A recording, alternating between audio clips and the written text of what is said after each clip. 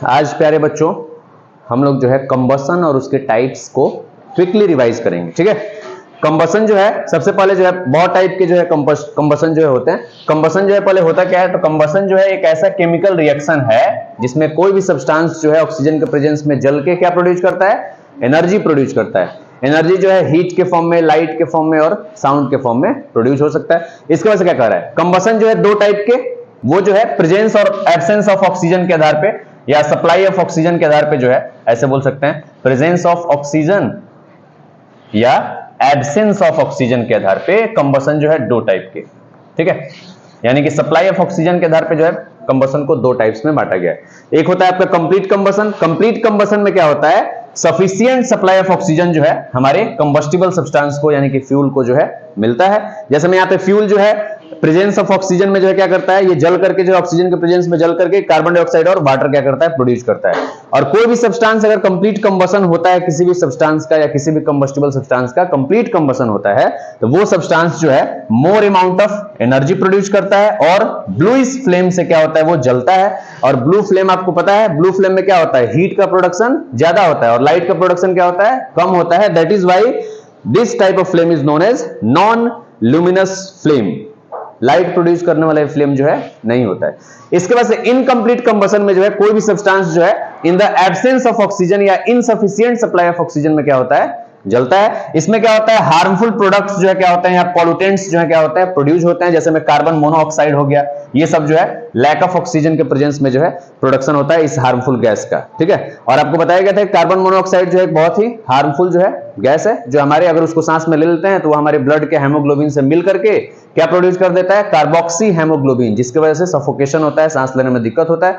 या हमारे जो है हेमोग्लोबिन का ऑक्सीजन को कैरी करने वाला जो ऐसे क्या बोल सकते हैं, जो नेचर होता है वो जो है रिड्यूस हो जाता है, कम हो जाता है, जिसकी वजह से व्यक्ति का जो है डेथ हो सकता है। तो ये इनकम्प्लीट कंबसन में फ्यूल जो है जलता है लेकिन लेस सप्लाई ऑफ ऑक्सीजन में, और ब्लैक कलर का जो है धुआं प्रोड्यूस करता है, सूट प्रोड्यूस करता है, कालिक वगैरह जो है, या कार्बन के जो है डस्ट प्रोड्यूस करता है, जो कि काफी जो है हमारे इन्वायरमेंट के लिए जो है हार्मफुल होता है। और ये इसमें जो है ना येलो फ्लेम जो है प्रोड्यूस होता है। अब येलो फ्लेम के बारे में आपको पता होगा, येलो फ्लेम क्या करता है, मोर लाइट प्रोड्यूस करता है और लेस अमाउंट में क्या प्रोड्यूस करता है, हीट। और ये येलो फ्लेम जो होता है इसलिए इसको जो है लुमिनस फ्लेम कहा जाता है, क्योंकि ये लाइट प्रोड्यूसिंग फ्लेम होता है। इसके बाद से जो है एक्सटेंट ऑफ बर्निंग के आधार पे, ठीक है, कितना फास्ट या कितना स्लो जो है बर्निंग या कंबसन प्रोसेस हो रहा है, इसके आधार पे जो है कंबसन को जो है तीन भागों में बांटा गया है। इसमें एक है आपका रैपिड, दूसरा है स्पॉन्टेनियस और एक है एक्सप्लोसिव कंबसन या एक्सप्लोजन जिसको जो है कहा जाता है। तो रैपिड कंबसन में क्या होता है, ये बहुत ही फास्ट और इंटेंस केमिकल रिएक्शन होता है। और किसके किसके बीच में होता है, फ्यूल के बीच में और ऑक्सीडाइजर के बीच में, यानी कि ऑक्सीजन प्रोवाइड करने वाले के बीच में या ऑक्सीजन के बीच में, ऐसे बोल सकते हैं।